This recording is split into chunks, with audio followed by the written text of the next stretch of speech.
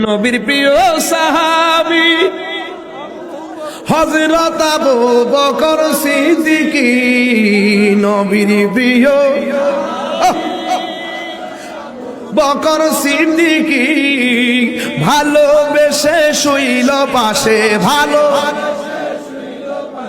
যাইয়া দেখো Medina Medina Medina, আসে গো মুমিনের ঠিকানা, বলুন মদিনা মদিনা, আসে গো মুমিনের ঠিকানা। দিদার চেয়ে কাঁদো তোমরা, দিদার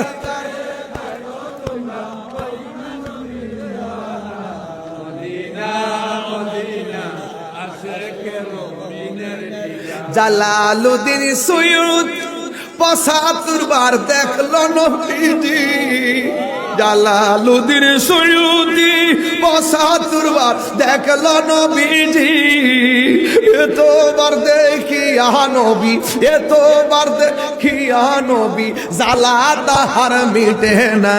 মদিনা মদিনা, আসে গো মুমিনের ঠিকানা, বলুন মদিনা মদিনা, মিনের ঠিকানা।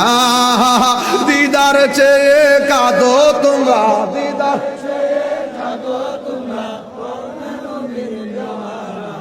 মদিনা মদিনা, আসে গো মুমিনের ঠিকানা, বলো মদিনা মদিনা, আসে গো মুমিনের ঠিকানা। একটা জবান বন্ধ রাখবেন না, মহব্বতে মায়ার সুরে বলুন সুবহানাল্লাহ। সবাই টান দিয়া বলেন, বন্ধুরা রে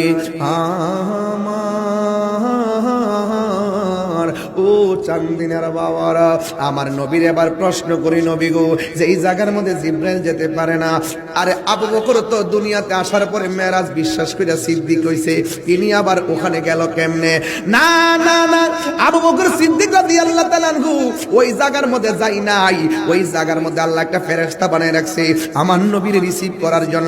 কিন্তু ওই ফেরেশতা যদি আমার নবীরে কয়, নবী একটু থামুন, আপনার রব আপনার সম্মান বয়ান করতেছে, এই কণ্ঠটা অপরিচিত কণ্ঠ, ওই ফেরেশতারা যদি এইভাবে নবীকে ডাক দেয়, এই ডাকটা আমার আল্লাহ পছন্দ করে নাই।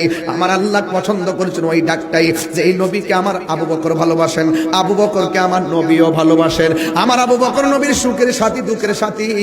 ওই আবু বকরের কণ্ঠটা নকল করাইছে ওই ফেরেশতার কণ্ঠে, আমার নবী যেন কোনো ধরনের চিন্তিত না হয়।